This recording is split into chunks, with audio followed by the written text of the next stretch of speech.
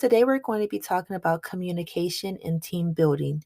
And oh my God, do I have a story for you guys? It's kind of personal, and we are working through it corporately at work. Now, there has been some shifts in things at work. And for a lot of you that have been following me, you know that my career path have changed. I went from just working my full-time business to going back to my career. And then after I lost my mother, it was time for me to get back and, start feeding my passion again. And so I literally was going through some things at the office, and it really brought me to a place in my spirit to where I was like, we're not functioning correctly. And I remember speaking to someone about that, and they were like really nonchalant about it.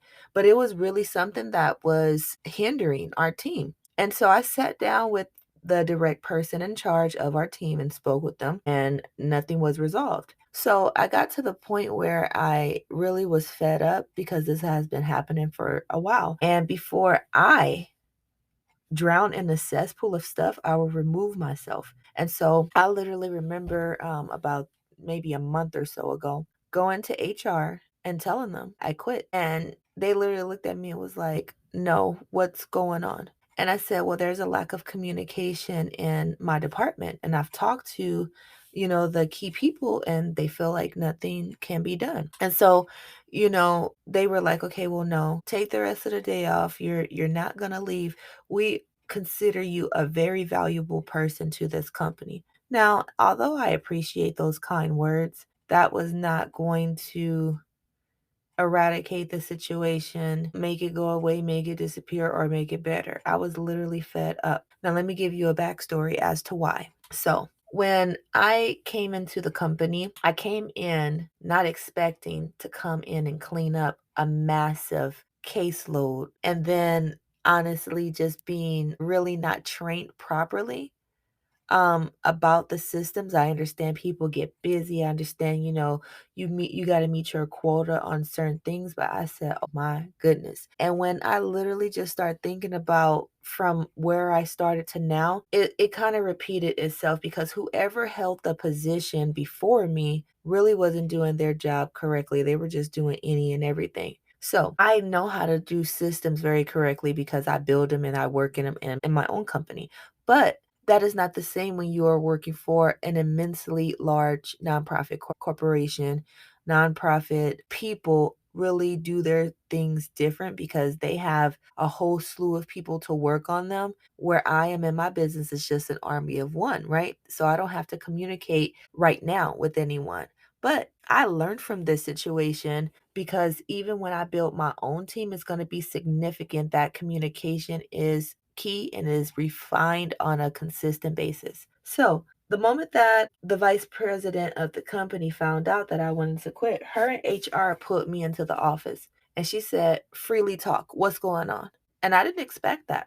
Now, there were a lot of things that I didn't like, but I kept it solely on what I was concerned about. I didn't nitpick about any and everything. The one thing that I was concerned about was communication amongst our team. And she said, "Okay." She said, "What else?" I said, "Nothing." I said, "That's the main thing that I think we need to build up." And so it brings us to this point in the podcast. I'm going to go over some stuff that we are doing as a team to really combat the elephant in the room where it comes to the drag of our communication. And also, I'm going to give you some tips and some resources where if you ever experience this in the workplace or in your business or just generally in life itself, you'll know how to advocate for yourself while still remaining professional and while really getting down to the nitty gritty of what is to be expected. So, when you go through life, when you go through just different things, you'll learn how to navigate through communication. So,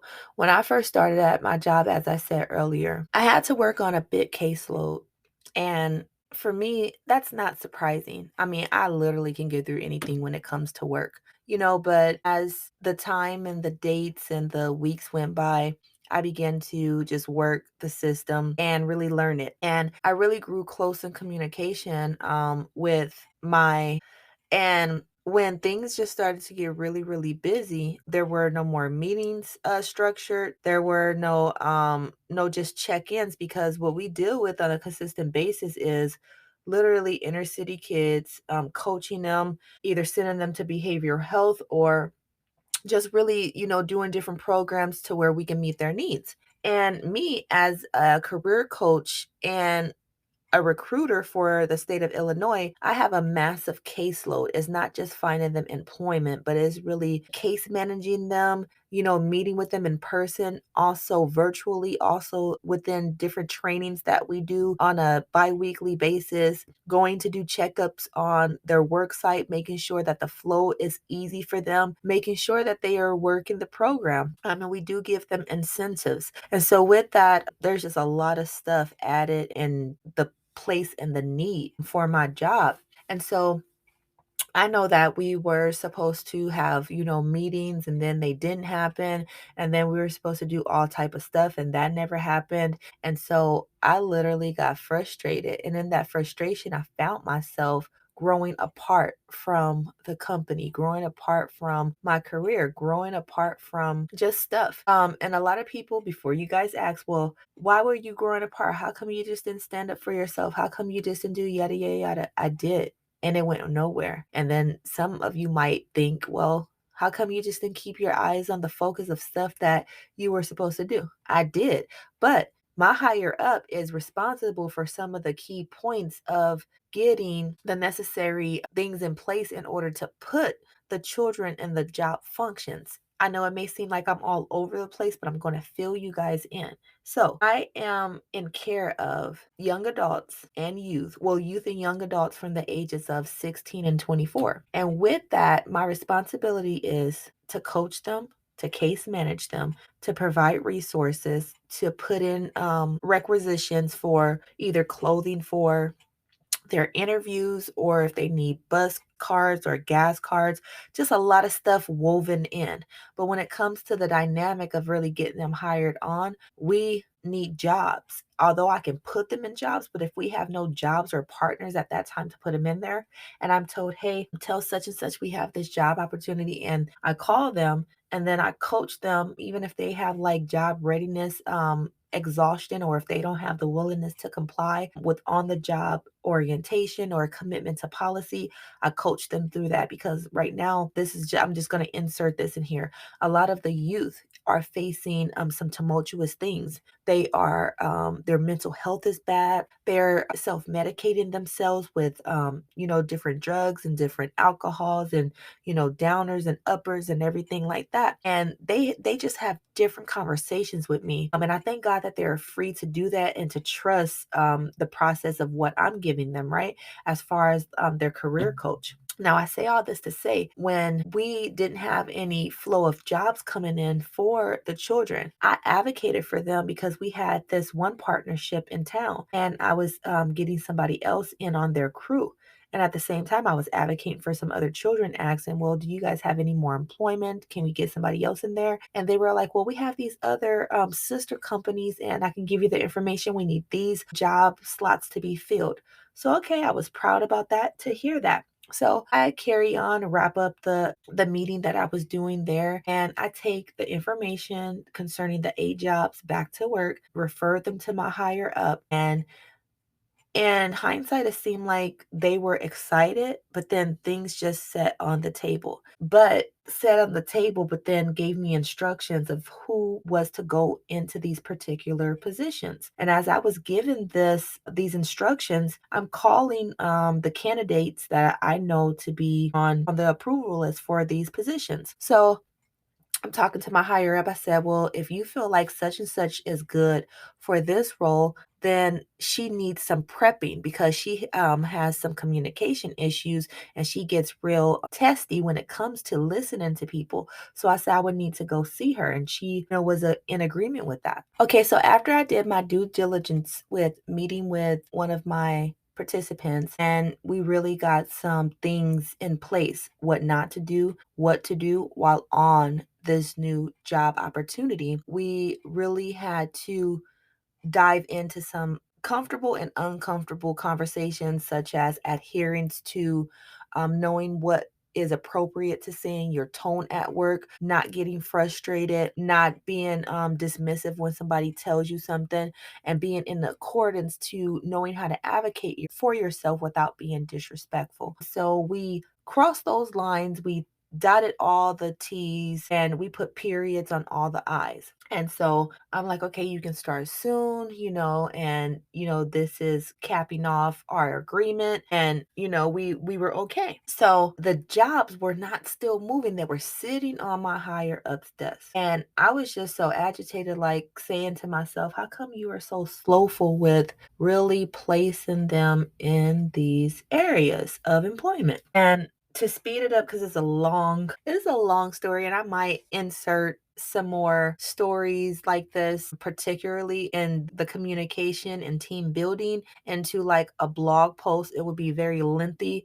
I can't do it all in one podcast because you guys will be here forever. So getting back to the story, what happened in a nutshell is that I got agitated. And as I said it in the beginning of this episode, I was so frustrated to where I was like, okay, I quit because I've talked to you and there is no sense of responsibility when it comes here. She's always trying to cover up, her behind when we get around other higher ups. She'll say one thing and then when we get around other people, it's like, "Oh, no, don't do this and don't do that." And I'm just like, well, you just said do this.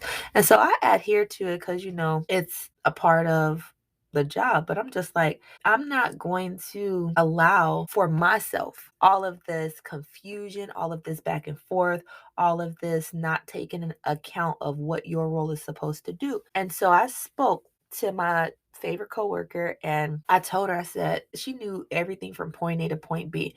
I said, I'm not going to be here anymore because I said, I am not going to mishandle anything. I said, I'm not going to not fully not do my job. And I said, everything hinges off of whether she is going to place these kids inside of the jobs that we agreed to. Now, days went on. The participants are calling, hey, Miss Black, I thought we were going to get these jobs. I'm all like, yeah, but we got to wait on such and such. And it's like, it's unnerving to them because, for one, they're already stressful about paying their rent, being on time, paying for daycare, paying for school, paying their, for their basic necessities in life. And I didn't have another answer for them. And automatically, boom, they block me. One, we have a work computer and a work phone aside from our personal phones and computers. And that did something to me because I was building up a rapport with these young people. And I said, you know what? Let me advocate for myself. I'm out of here.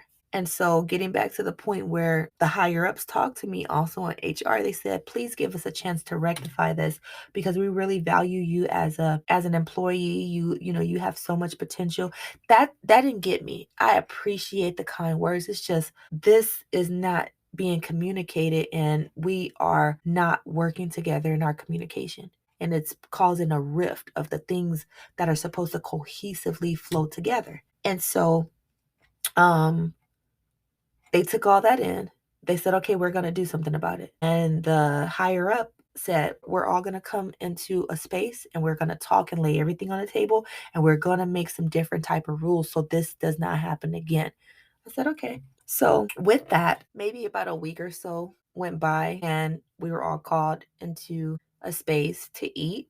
They bought us lunch and then we sat with two amazing communicators that runs this other nonprofit, and they specialize in team building and communication. And we had to sit around these chairs and we had to talk about, life and work and how to balance and, communication, and, things got pretty intense.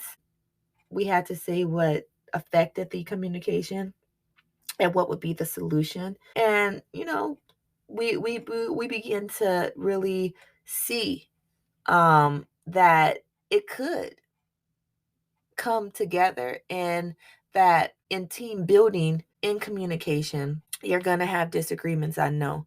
Like, but everybody has to take accountability. One thing I can say about my higher up is that nothing has improved. And I'm just honest, nothing has improved. And it's like there's such this disdain feeling about, I'm just here for the check and I'm above you, so I don't have to do all this work, which that's not the case. You're supposed to learn programs you're supposed to learn stuff. So if we ever are not there, or if we are in need of help, if we run into like a flaw, if we run into some type of thing that we can't answer, you're supposed to know this higher than what we are. And so it's like in the 2-hour talk time, there was just these things that were coming from her. And it kind of made me look at her in a different way, not giving her an excuse. But when people are stressed, there's a lot of things that can come into the workplace. And as I was thinking about these things last week, when me and my coworker met, I was just talking, and I said, I have to get over placing my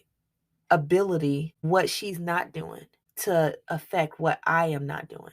And she was all like, I wanted to tell you that. She said, because I get mad at some stuff too. She said, when I first got here, I felt overlooked. I felt like I was just thrown into this circus ring of, picking up somebody else's mess from what they didn't do right in this role. And I agreed. And I said, my focus is just to do a well job, and not well enough, but a well job, to advocate for these children, to advocate for these young adults. And I began to just wrap my head around, what does it look like to communicate with somebody that's not really communicating with you? And I had to set the tone for myself moving forward. One thing that I'm not going to do, I'm not going to allow the decisions that my higher up makes or not make affect my potential in my career. Two, I'm not going to allow anything that my higher up does to disrupt the flow of my day. It's that serious, because what I need from that person, if it's not given, then I would just have to take the proper protocol and send it up to the change of commands